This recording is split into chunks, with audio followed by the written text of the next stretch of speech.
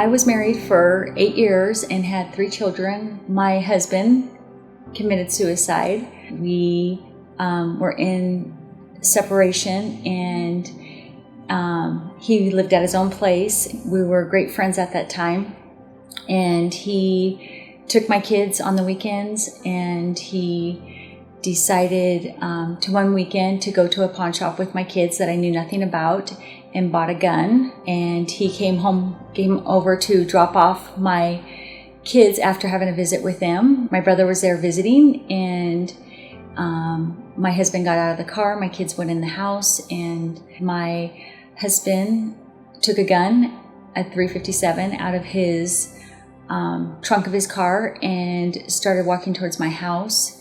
And my brother went outside to protect me, and my husband shot my brother 0.5 centimeter from his heart. He came inside and argued with me. He pulled the gun to me and said, "Today's your lucky day." And then he pulled the gun to himself and shot himself. It was very devastating, very hard to explain to my kids to how to deal with my husband. Deal with my husband's death, with his family. It's been hard as a mother. We've done therapy.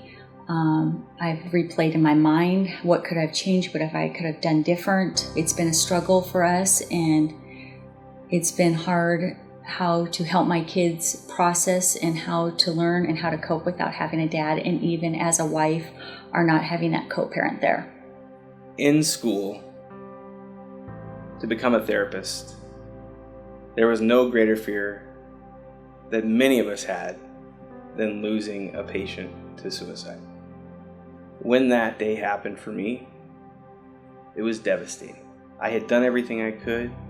I tried everything I knew. I genuinely loved this man. We had talked about all the hard stuff. I had asked all the difficult questions. And he still found those thoughts absolutely overwhelming. Guys, it was so hard to see a patient try so hard and still find no relief. At the hospital, he was admitted, and then the real tragedy happened. He was let out. No one knows why. No one knows how. All we know is he was.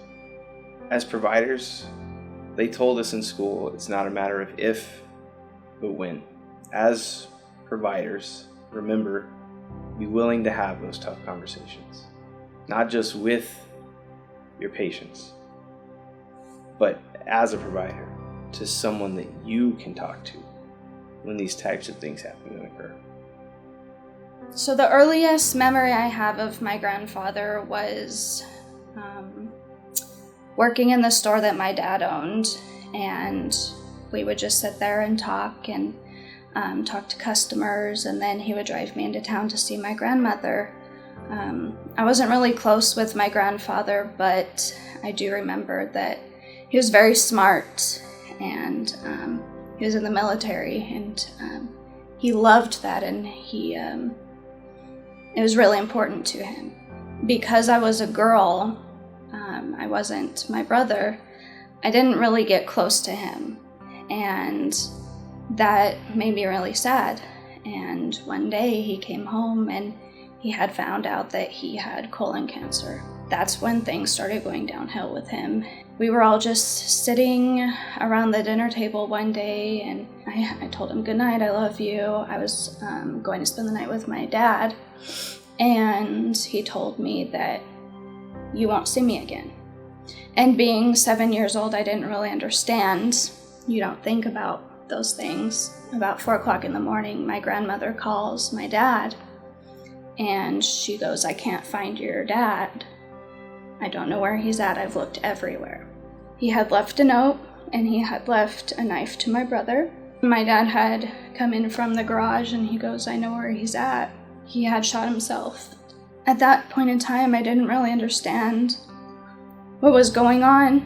You're 7 years old, you don't really know what suicide is. I started eating a lot. I started gaining weight. My grades started going down. I hated school. I was acting out. At that time, I didn't really know why. I didn't know that him doing that would affect me in that way. I guess it was a blessing in one way because I grew really close with my grandmother. I didn't want her to be alone. And so I spent a lot of time over at her house with her doing art and just talking. And it kind of took my brother's teenage years away. He didn't go to school. He got his GED, and he took care of her. And that's what he did for multiple years. And it really affected us in many different ways. But what got me through was counseling. And the difference between my brother and I was I went to counseling and I continue to go to counseling, and my brother didn't.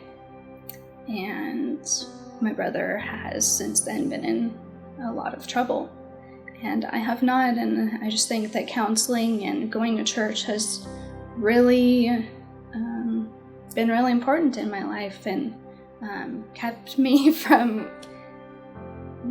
being my brother, basically. Suicide. It impacts everyone. Is it hard to talk about? Yes. It's very difficult to talk about. Is it worth talking about? Yes. Ask the hard questions. You will not influence a person's decision to commit suicide or not. But you may very well save their life.